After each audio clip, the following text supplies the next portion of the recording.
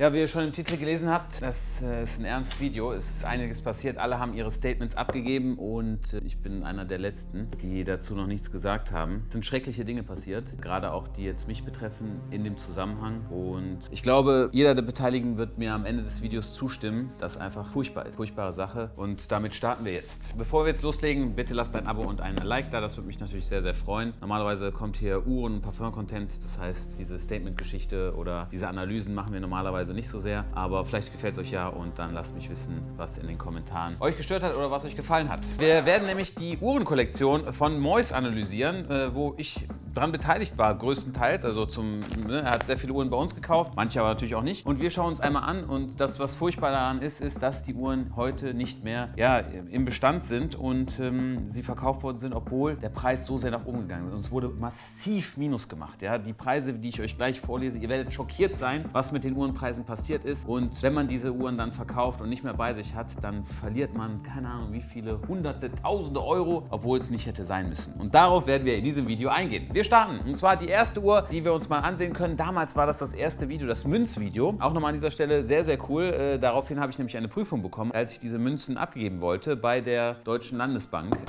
I hope they don't decline the thing.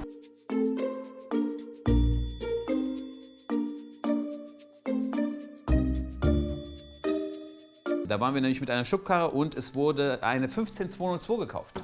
15202 in Stahl, ein Klassiker. Damals war der Preis 45.000 Euro und nach dem ganzen Hype hin und her ist es auch ganz cool, mal so einen kleinen Recap zu ziehen. Was ist passiert von damals bis heute? Und ich kann nur eine Sache sagen. Die Uhr hatte einen Peakpreis von über 100.000 Euro. Wahnsinn. Und jetzt nach wie vor, damals waren wir 21.11.2019 und heute wird sie gehandelt um die 64.000 Euro. Es ist nach wie vor eine super tolle Stahluhr, blaues Ziffernblatt, ultra thin, eingestelltes Modell in dieser Preisklasse 60.000 Euro, fast konkurrenzlos, muss man sagen. Und ich müsste mir eigentlich Mühe geben, da mal ein bisschen mehr zu machen. Die zweite Uhr, um die es sich handelt, ist eine Cartier Santos Skeleton Iced Out in Stahlgold. Diese Uhr hatte damals einen Preis von 26.000 Euro mit diesem Steinbesatz. Heute muss man leider ohne den Steinbesatz schon 26.000 Euro hinlegen. Ich schätze mal, dass man, wenn man eine nachbauen will, um die 35.000 bis 37.000 Euro zahlen muss. Das war im Jahre 2020, Anfang 2020.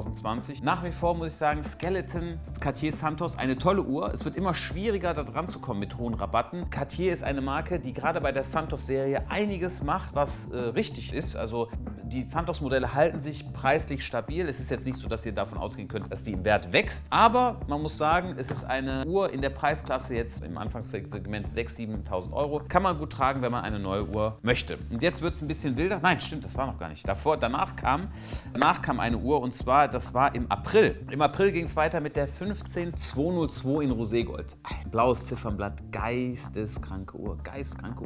Letztens hatte ich die Möglichkeit, eins zu kaufen, habe ich mich nicht getraut. Diese Uhr hat damals gekostet 57.500 Euro und 57.500 Euro. Heute muss man nach diesem, sag ich mal, Uhrencrash, ja, wir haben jetzt schon leider, wenn ihr jetzt das Video seht, Dezember war der Tiefpunkt. Mittlerweile ist es schon wieder ein bisschen nach oben gegangen.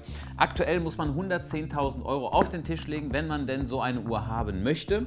Im Peak hat sie gekostet knapp unter 200.000 Euro. Ich meine, 180.000 Euro war der Preis für eine roségoldene Ultra Thin. Die Stahluhr geht schon noch mal ein bisschen besser, muss man sagen. Am Ende, am Handgelenk, ist diese Uhr einfach ein Wahnsinnsmodell und ich muss sagen, ja, klasse Uhr. Dann ging es noch weiter mit einer Day-Date in Roségold Iced Out. Diese Uhr hat damals gekostet, glaube ich, 34.000 Euro, irgendwie so um den Dreh. Natürlich, die Day-Date in Roségold ist auch allgemein ein bisschen teurer geworden. Die war mal viel, viel teurer und heute schätze ich mal, mit Stein muss man so 50, vielleicht 55.000 Euro ausgeben. Ist halt eine Uhr, die die meisten Leute in Deutschland nicht besetzen, weil die erstmal im Einstandspreis sehr, sehr teuer ist und im Zweitmarkt dann, selbst wenn man sie wieder verkaufen möchte, ein sehr limitiertes Klientel hat, weil man halt viel Geld braucht. Darum würde ich sagen, sind diese normalen Datejust-Modelle vielleicht als Fun-Uhr ein bisschen kommerzieller, aber müssen wir auch uns nicht selber vormachen, eine roségoldene Iced-Out-Uhr, die knallt schon mal ein bisschen mehr. Dann geht es über zu dem krassesten Teil eigentlich aus der gesamten Zeit, aus der Kollektion, und zwar die Last Edition. Richard Mille hatte eine RM11, die Philippe Massa, und die letzte in der Bauserie war in einem Tiffany-farbenen Keramik. Und diese Uhr hat damals gekostet 219.000 Euro.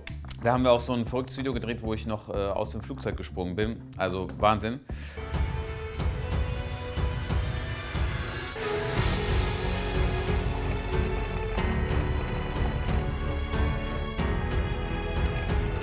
Und momentan gibt es so gut wie keine auf dem Markt. Und wenn man eine haben möchte, kann man nur aus den Staaten mal gucken. Da wird so eine advertised für knapp unter 500.000 Euro. Und das muss ich sagen, das ist eine Uhr, wo ich auch selber bereue, einfach die verkauft zu haben. Es wäre nicht notwendig gewesen. Also diese Uhr hier hätte man behalten sollen. Denn allein, wenn man das Wissen von heute hat und sagt, okay, wie wichtig ist für Richard Mille Farbe und dieses Gehäuse ist so unique. Also da muss ich sagen, das war wirklich ein Fehler. Die hätte man behalten sollen. Das ist sehr blöd gelaufen. Sehr, sehr blöd gelaufen. Dann geht es weiter mit einer Batman. Man meint es gar nicht, aber die Batman, und zwar das alte Modell, war auch mal in der Sammlung. Die lag damals bei einem Einstandspreis von 10.000 Euro und heute kostet sie um die 15.000 Euro. Das heißt, obwohl der Markt rauf runter ging, hat man seit 2021 eigentlich da einen ganz guten Deal gemacht. Dann haben wir noch eine Patek Philippe 5980. Die wurde damals bestätigt, glaube ich, bei Mark & Friends. Die kostet 93.000 Euro und ich müsste nachgucken. Ich meine, ich weiß nicht mehr, ob es ein blaues oder ein schwarzes Blatt war. Für die muss man heute so knapp 130.000 bis 140.000 Euro ausgeben. Chronograph, da muss ich mal auf die Suche gehen. Den brauchen wir nochmal im Bestand. Super, super Uhr. Dann geht es weiter mit so ein paar Rolex Day-Date Uhren. Einmal die olivfarbene. Die Uhren,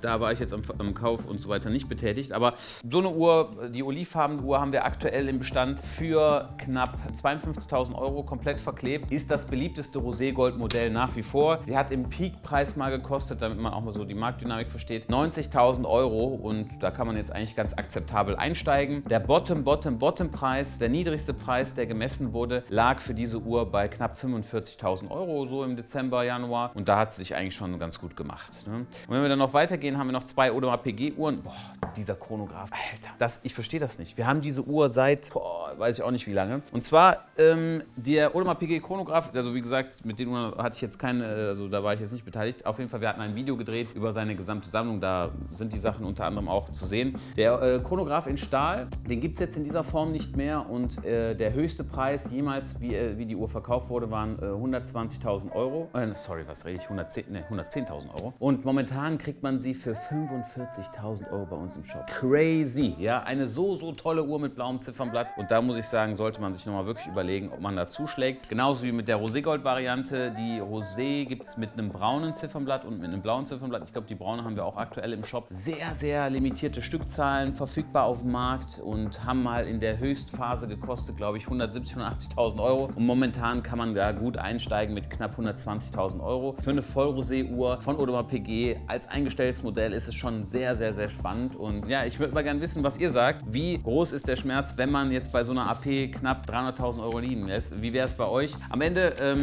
eine sehr, sehr schöne Sammlung. Über die Jahre wäre da einiges zusammengekommen, hätte man sie nicht verkauft. Sehr ausgewogen, Audemars Piguet. Auch die Patek, einfach eine tolle, tolle Uhr. 5980, von daher, ja, lasst mich gerne wissen, was ihr von der Kollektion haltet. Tolle Uhren, die es ja, teilweise bei uns im Shop gibt. Also Leute, bis dann. Ciao, ciao.